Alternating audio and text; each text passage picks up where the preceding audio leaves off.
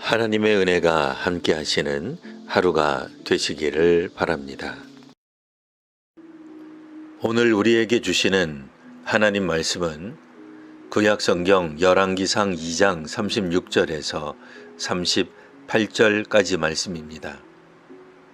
왕이 사람을 보내어 시므이를 불러서 이르되 너는 예루살렘에서 너를 위하여 집을 짓고 거기서 살고 어디든지 나가지 말라. 너는 분명히 알라. 내가 나가서 기드론 시내를 건너는 날에는 반드시 죽임을 당하리니 내 피가 내 머리로 돌아가리라. 시므이가 왕께 대답하되 이 말씀이 좋사오니 내 주 왕의 말씀대로 종이 그리하겠나이다 하고 이에 날이 오래도록 예루살렘에 머무니라. 아멘. 다윗은 솔로몬에게 베냐민 지파 사람 시므이에 대한 조치를 유언으로 남깁니다. 오늘 본문은 그 시므이에 대한 이야기입니다. 시므이는 사울 왕의 친족 베냐민 사람이었습니다. 베냐민 지파 사람 입장에서는 차기 왕은 사울 가문에서 나와야만 했습니다. 그런데 정작 차기 왕은 유다 지파 다윗이었습니다. 예언이나 민심이 무엇이었든 베냐민 지파 시므이에게 다윗은 악당이었습니다. 시므이는 하나님에 의한 정권 교체를 인정할 수 없었습니다. 그러던 어느 날 다윗은 압살롬을 피해 도망가다 베냐민 지파 시므이를 만나게 됩니다. 다윗 무리는 예루살렘에서 도망나와 바후림에 도착한 것입니다. 그러자 시므이는 다윗과 무리에게 돌을 던집니다. 다윗에게 저주를 퍼부었습니다. 시므이 입장에서는 다윗은 사울 집안의 피를 흘려 왕권을 강탈한 군사정권 순회였습니다. 이 악한 다윗을 이제 역사의 심판주 되시는 살아계신 하나님이 압살롬을 통해 다윗의 나라를 빼앗는 것이라 여겼습니다. 다윗은 제 자식에 밀려 도망치는 비참한 신세가 되었습니다.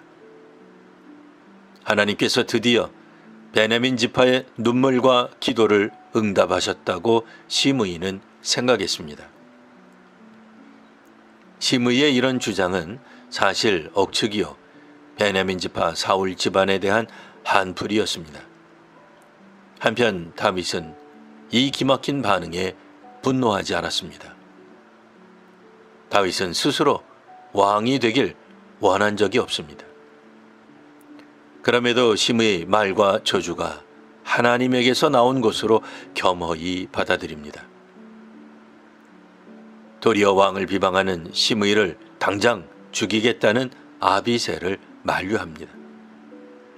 다윗은 시므이의 악행으로 시련당하는 자신을 하나님이 불쌍히 여겨 이 저주를 선으로 바꿔주시기를 고대합니다. 결국 압살롬의 반란은 실패로 끝나고 다윗은 예루살렘 왕궁으로 돌아갑니다. 정치보복을 두려워한 시므이는 베냐민 사람 1000명을 모아 누구보다 앞서 요단에서 다윗을 환영합니다. 그리고 잘못을 고하고 용서를 빕니다. 이에 다윗은 유다 지파 외에 다른 지파의 지지도 필요하였기에 그를 죽이지 않겠다 맹세합니다.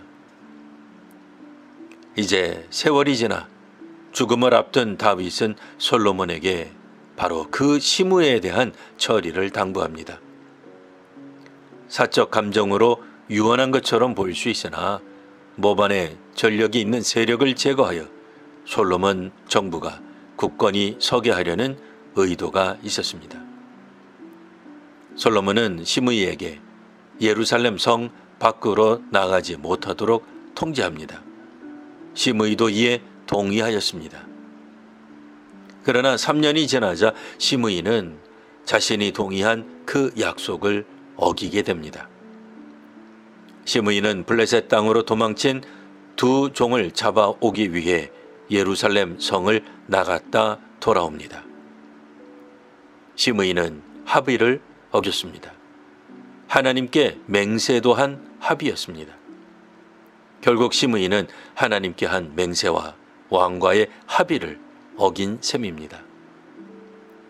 성경에서는 시므이의 처형을 다윗에게 행한 모든 악에 대한 여호와의 정당한 심판으로 묘사합니다. 시므이 이야기는 저주를 선으로 갚아 주시길 구한 다윗의 간구에 대한 하나님의 응답을 보여줍니다. 또한 성경에 직접적으로 시므이가 반역을 보여주지는 않았으나 그가 여전히 하나님의 정권 교체를 인정하지 않았음을 암시합니다. 시므이 이야기는 단순한 정치보복 이야기가 아닙니다. 나라를 세워가는 솔로몬 배후에 계신 하나님을 보게 합니다.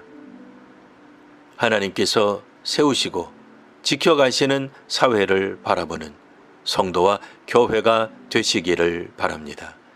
기도하겠습니다. 하나님, 억울한 일을 당할 때에도 잠잠히 하나님의 인도하심을 바랬던 다윗을 기억합니다.